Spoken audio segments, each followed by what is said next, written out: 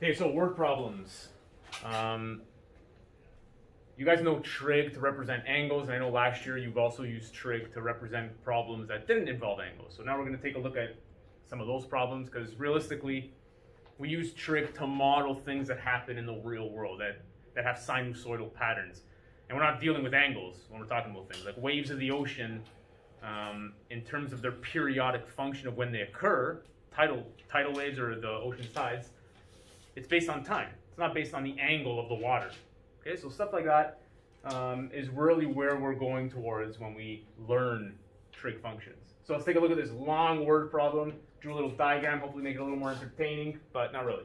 Okay, so a mass on a spring is pulled towards the floor. You grab this mass on a spring, pull it towards the floor, and bang, it's going to go up and down, up and down, up and down. Let's imagine this is in space, so it's never going to stop going up and down. And then it's released. Its height in centimeters above the floor, so from the floor to the mass, is given by the function h of t equals blah, blah, blah, blah, blah. Notice that there are pi's in here as well. Okay, something new. When we have a pi in here, it generally eliminates the angles. My time interval is between 0 and 3 seconds. Graph this function and determine when the mass will be 18 centimeters above the ground, traveling upwards. Bunch of stuff written. Here's the equation. Do the same stuff. Do the same stuff. I plot my maximum, my minimum. I factor out whatever's in front of that variable. I figure out my k value, find the period. All same stuff. Okay, so let's start. Let's do the max and the min first. Max is 15 plus 10. Min is 15 minus 10.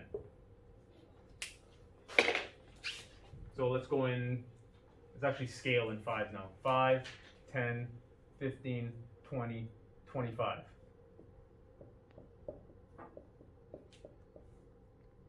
And I don't need anything down here.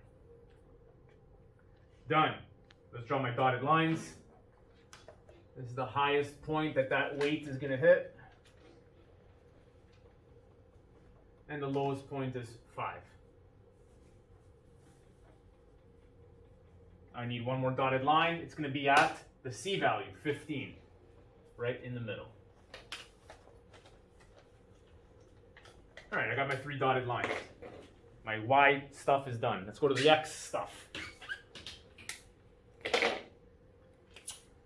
First of all, let's factor this out. Let's change the equation. h at t is 10 sine, factor out the 2 pi, so I'm left with t plus, divide this by 2. What's 1.5 divided by 2?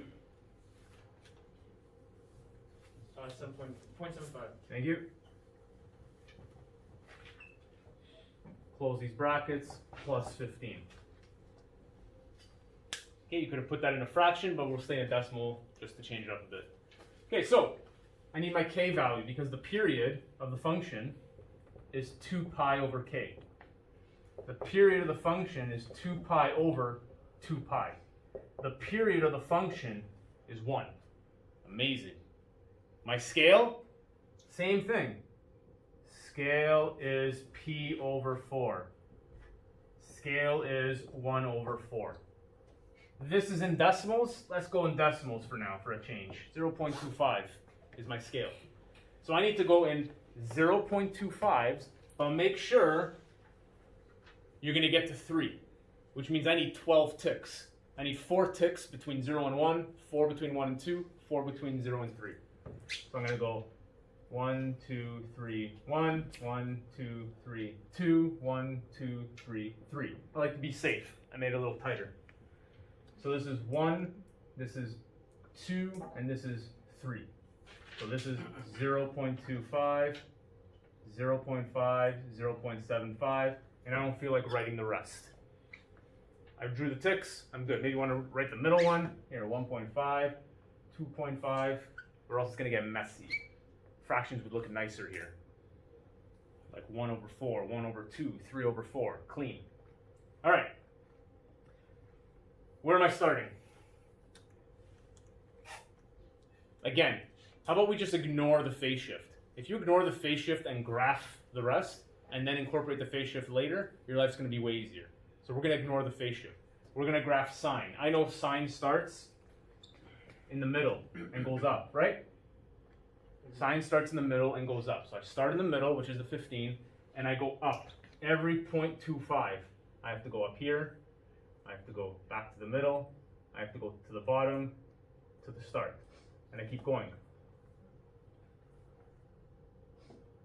Kind of wish I had vertical dotted lines too.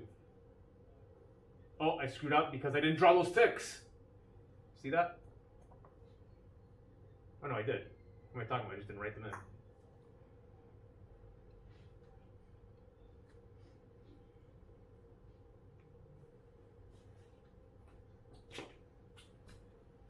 Am I okay? Up, down. This is wrong. This goes here. Back to the middle, to the bottom, to the top, to the middle, to the bottom, back here. Okay, so this is my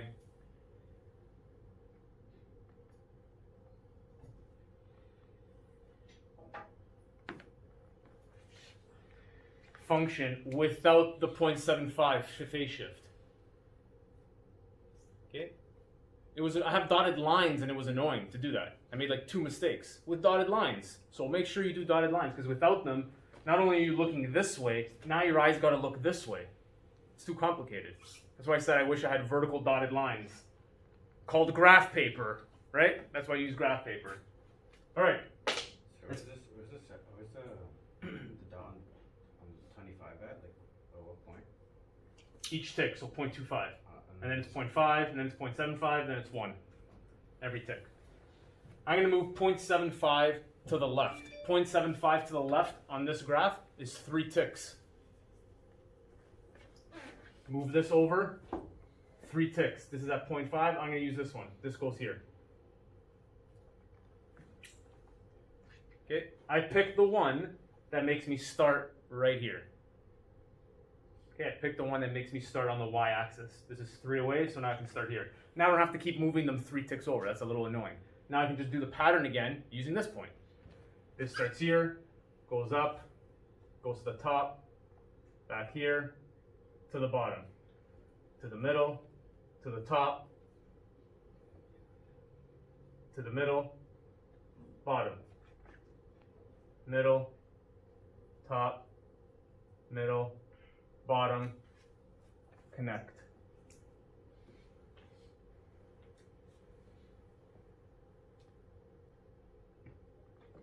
Okay, and this makes more sense because what I'm doing is I'm taking this mass, bringing it to its lowest point, and letting go. So it starts at 5 and goes up to 25 centimeters, then goes back down to 5 centimeters, up to 25.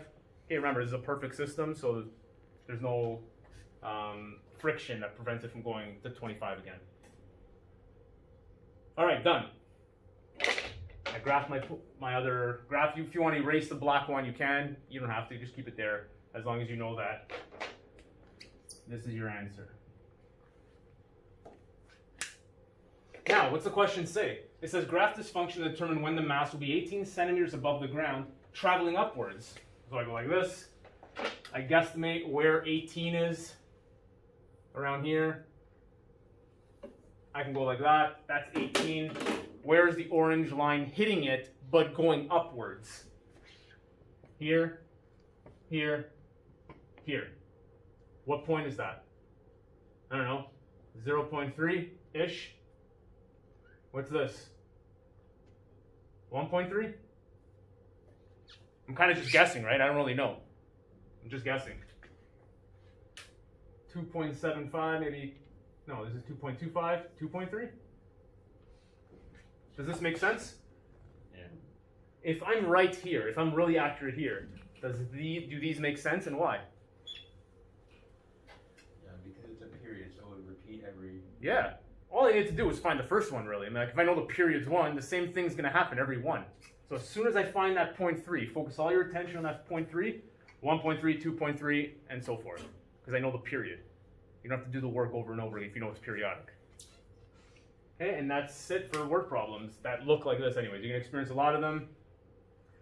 They are different, but they're almost easier because you're dealing with numbers that you're familiar with and not angles.